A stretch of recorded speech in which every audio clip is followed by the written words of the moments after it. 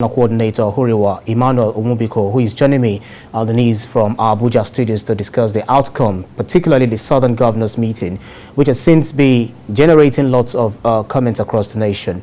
Let's begin with the resolution made by the Southern Governors first, that the next president must come from their region. And some Northerners, especially the Northern Elders Forum, are saying, no, this is a way of trying to sideline the northern part of the region. Shouldn't this be a gentleman's agreement? Yeah, thank you very much.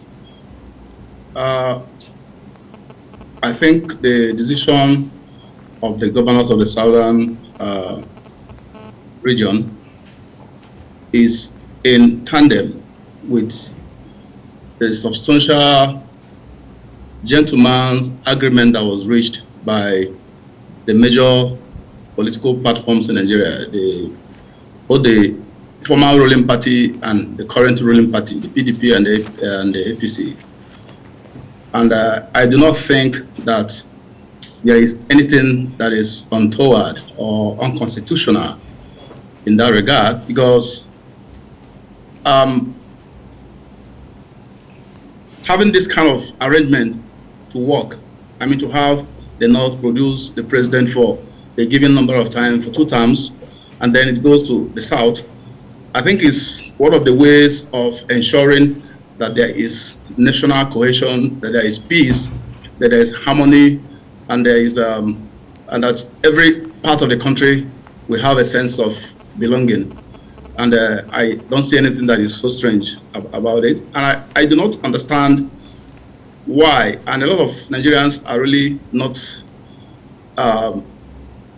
getting the reason why you have a lot of people from the North and the groups from the North, instead of those groups to actually focus on some of these developmental challenges that the region is facing, the problem of insecurity, the ever-present threats of terrorists that are seeking to actively destroy the fundamental rights of the Nigerian children to attend to their educational needs.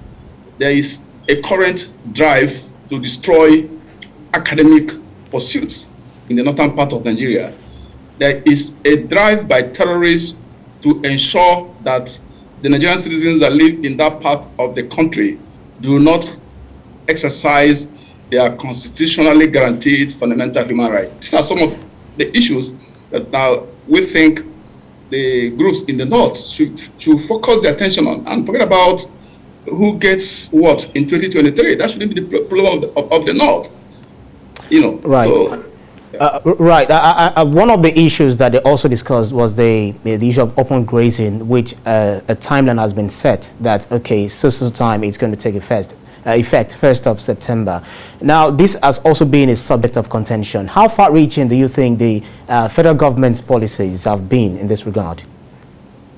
I think, to be very candid, the way and manner that the office of the president, or whatever they define as the presidency, has handled these contentious issues relating to open grazing, you know, have been quite disappointing. The president has actually, or those who work for the president, and so most times the president have also spoken directly about it.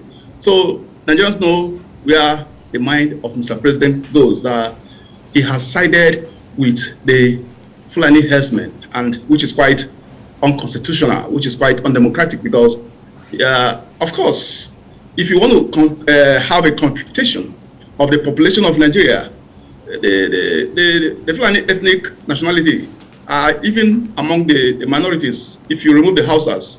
So I do not understand why the private entrepreneurial activities of certain Nigerian citizens who happen to share the same ethno-religious affiliation with the current holder of the office of the president should be a national issue, should be a problem. You know, have you ever seen where the office of the president will focus so much attention on sellers of maybe, let's use the word of Malami, the spare part dealers? Have they ever talked about how do we assist people who are engaged in the business of spare parts or who are engaged in other kinds of businesses.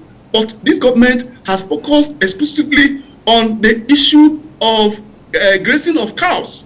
So I think it's quite unfortunate. That's not the reason why the government was elected in the first place. But I think it is the right of the state governments to legislate on the uses to which they put their landed asset to, in line with the Land Use Act of 1978.